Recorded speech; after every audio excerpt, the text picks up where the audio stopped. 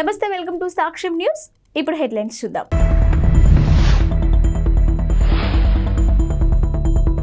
సంక్రాంతి అనంతరం జిల్లాలో నారా లోకేష్ పర్యటన.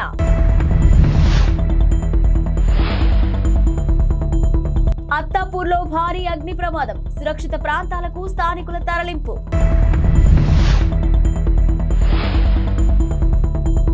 మహాలక్ష్మి పథకం ఎఫెక్ట్, పురుషుల కోసం ప్రత్యేక బస్సులు. ఏపీలో ఎన్నికలు సమీపిస్తున్న తరుణంలో టీడీపీ జాతీయ ప్రధాన కార్యదర్శి నారా లోకేష్ మరో కీలక నిర్ణయం తీసుకున్నారు.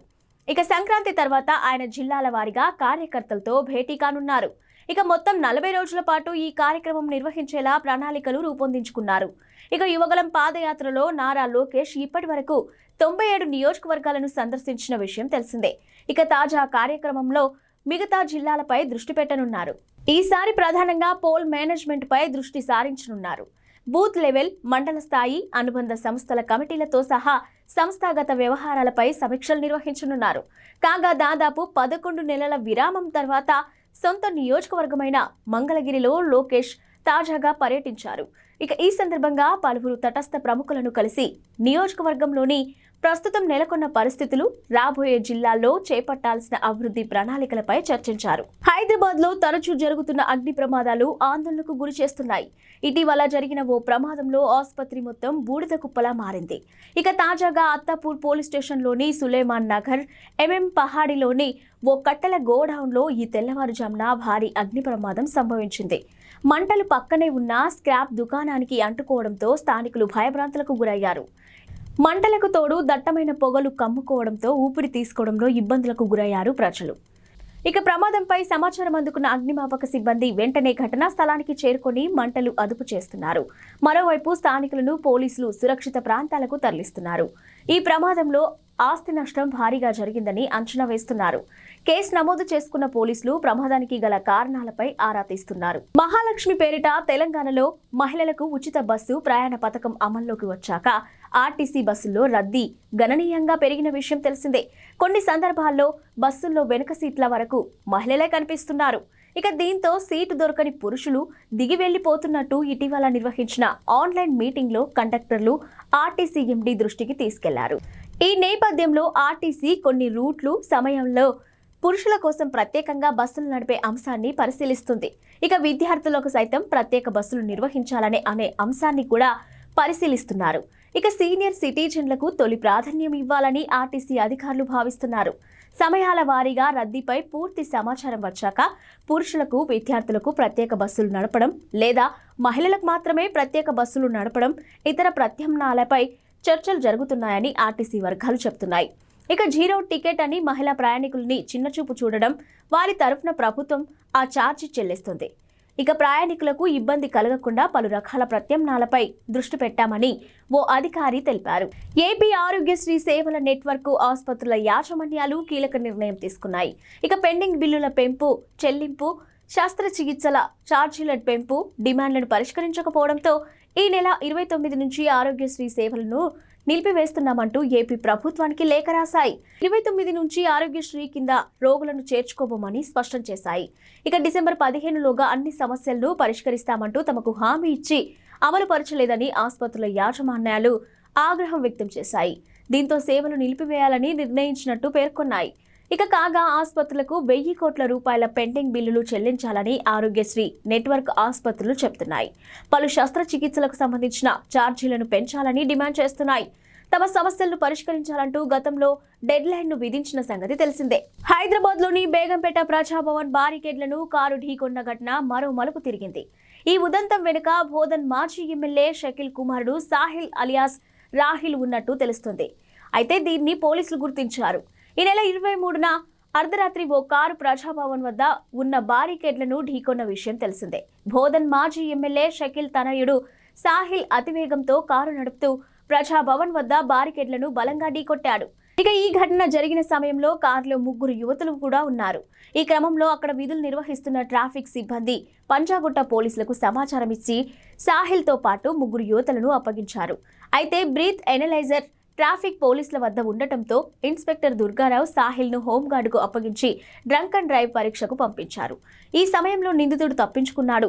అనంతరం సాహిల్ దుబాయ్లో తండ్రికి ఫోన్ చేసి విషయం చెప్పడంతో ఆయన సూచనతో అనుచరులు సాహిల్ను తప్పించి వారి పని మనిషి అబ్దుల్ ఆసిఫ్ను పంజాగుట్ట ఠాణాకు తీసుకెళ్లారు. కారు తానే నడిపినట్టు అతడితో చెప్పించడంతో కేసు నమోదైంది. అయితే ముగ్గురు యువతులను స్టేషన్కు రప్పించి వాంగ్మూలం తీసుకున్నప్పుడు కారు నడిపింది సాహిల్ అని వెలుగులోకి వచ్చింది. ఎన్నికల హామీలు అమలు చేయడంపై దృష్టి సారించిన కాంగ్రెస్ ప్రభుత్వం ఆ దిశగా వడివడిగా అడుగులు వేస్తుంది.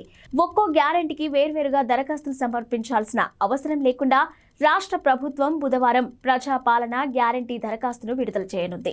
ఇక సీఎం రేవంత్ రెడ్డి సచివాలయంలో ఉదయం 11 గంటలకు విడుదల చేయనున్నారు. సామాన్య ప్రజలు సులభంగా అర్థం చేసుకుని 5 నిమిషాల్లో నింపేలాగా 2 పేజీలతో కూడిన ఈ దరఖాస్తును సిద్ధం చేశారు. ఇక రాష్ట్ర వ్యాప్తంగా అన్ని గ్రామాలు, మున్సిపాలిటీలు, కార్పొరేషన్లలో భాగంగా వార్డులకు ఈ ప్రోఫార్మాలు చేరవేసేలా ప్రభుత్వం ఏర్పాటు చేస్తుంది. ఇక దరఖాస్తు మొదటి పేజీలో ఎడమవైపు తెలంగాణ రాష్ట్ర చిహ్నంతో పాటు సీఎం రేవంత్ రెడ్డి ఫోటోను కూడా ముద్రించారు. ఇక కుడివైపు అభయహస్తం సింబల్, డిప్యూటీ సీఎం బట్టి ఫోటోను కూడా ప్రింట్ చేశారు. వారణాసికి చెందిన యాచకులు అయోధ్య రామాలయానికి 4.5 లక్షలను విరాళంగా ఇచ్చారు. తద్వారా ఆలయ నిర్మాణంలో తమ వంతు పాత్ర పోషించాలన్న చిరకాల వాంఛ తీర్చుకున్నారు. ఇక ఆయన నిర్మాణం కోసం ఆర్ఎస్ఎస్ సంస్థ సమర్పణ్ నిధి క్యాంపెయిన్ నిర్వహిస్తుంది. ఈ కార్యక్రమంలో 2020 నవంబర్లో కాశీలోని కొందరు యాచకులు ఆర్ఎస్ఎస్ కార్యాలయాన్ని సందర్శించి తమ మనసులో మాట బయటపెట్టారు. తొలుత అధికారులు సంశయించిన యాచకుల విజ్ఞప్తి మేరకు స్వీకరించేందుకు అంగీకరించారు. కాశీ ప్రావిన్స్లోని 27 జిల్లాల భక్తులు ఈ విరాళం అందించారు. కాశీకి చెందిన మొత్తం 300 మంది యాచకులు విరాళం ఇచ్చారని ఆర్ఎస్ఎస్కు చెందిన మురళీపాల్ తెలిపారు. ఈ సందర్భంగా వైద్యనాథ్ అనే యాచకుడు మాట్లాడుతూ తాను 30 ఏళ్ల క్రితం అనారోగ్యం బారిన పడి ఏ పని చేయలేని స్థితికి చేరుకున్నట్టు తెలిపారు. ఇక నాటి నుంచి యాచక వృత్తితోనే పొట్ట పోసుకుంటున్నట్టు తెలిపాడు. ఇక అయోధ్య రామాలయం కోసం నిధుల స్వీకరణ విషయం తెలియగానే తాము కూడా పాలు పంచుకోవాలని నిర్ణయించినట్టు తెలిపారు. ఇక జనవరి 22న అయోధ్యలో జరిగే రామాలయ ప్రారంభోత్సవానికి హాజరవుతానని కూడా చెప్పారు. మరోవైపు వేల మంది చెప్పులు కుట్టేవాళ్లు, స్వీపర్లు కూడా రామమందిర నిర్మాణానికి విరాళాలు ఇచ్చారు. దేశ రాజధాని ఢిల్లీలోని ఇజ్రాయెల్ రాయబార కార్యాలయానికి సమీపంలో పేలుడు కలకలం రేపింది. పేలుడు శబ్దం వినపడిందంటూ స్థానికులు అందించిన సమాచారంతో పోలీసులు రంగంలోకి దిగారు. Dog squad, crime team, bomb disposal బృందాలతో సహా ఢిల్లీ పోలీసులు ఘటనా స్థలానికి చేరుకొని దర్యాప్తు మొదలుపెట్టారు. ఆ ప్రాంతాన్ని క్షుణ్ణంగా పరిశీలించగా రాయబార కార్యాలయానికి కొన్ని మీటర్ల దూరంలో ఉన్న ఓ ఖాళీ స్థలంలో ఓ లేఖను గుర్తించారు. ఇజ్రాయెల్ రాయబారిని ఉద్దేశిస్తూ ఈ లేఖ రాసి ఉండటంతో ఫోరెన్సిక్ ల్యాబొరేటరీ నిపుణులు కూడా ఘటనా స్థలానికి చేరుకొని పరిశీలించారు. ఇక లెటర్తో పాటు చుట్టి ఉన్న ఒక జెండాను కూడా గుర్తించారు. లేఖను సీజ్ చేశారు. ఘటనా స్థలంలో లభించిన వాటిని ఫోరెన్సిక్ పరిశీలన కోసం పంపించారు. ఈ ఘటనపై ఇజ్రాయెల్ డిప్యూటీ రాయబారి ఓహద్ నకాష్ కైనార్ ఒక వీడియోను విడుదల చేశారు. సాయంత్రం 5 గంటల తర్వాత రాయబార కార్యాలయానికి సమీపంలో పేలుడు సంభవించిందని అన్నారు. తమ సిబ్బంది, కార్మికులు అందరూ సురక్షితంగా ఉన్నారని వెల్లడించారు. ఈ ఘటనపై దర్యాప్తులో తమ భద్రతా బృందాలు ఢిల్లీ పోలీసులకు పూర్తి సహకారం అందిస్తున్నట్టు తెలిపారు. ఇక కాగా యూదుల కమ్యూనిటీ కేంద్రంగా ఉన్న సెంట్రల్ ఢిల్లీలోని పహర్గంజ్ ప్రాంతంలోని చాహత్ హౌస్ వద్ద పోలీసులు భద్రతను కట్టుదిట్టం చేశారు. సీసీ కెమెరాల ద్వారా పోలీసులు ఆ ప్రాంతాన్ని నిశితంగా పర్యవేక్షిస్తున్నారు. ఓ కేసులో బాధితురాలి పట్ల అసభ్యకరంగా ప్రవర్తించిన మియాపూర్ స్టేషన్ ఎస్ఐ గిరీష్ కుమార్ పై వేటు పడింది. ఆయన్ను సస్పెండ్ చేస్తూ సైబరాబాద్ కమిషనర్ అవినాష్ మహంతి ఆదేశాలు జారీ చేశారు.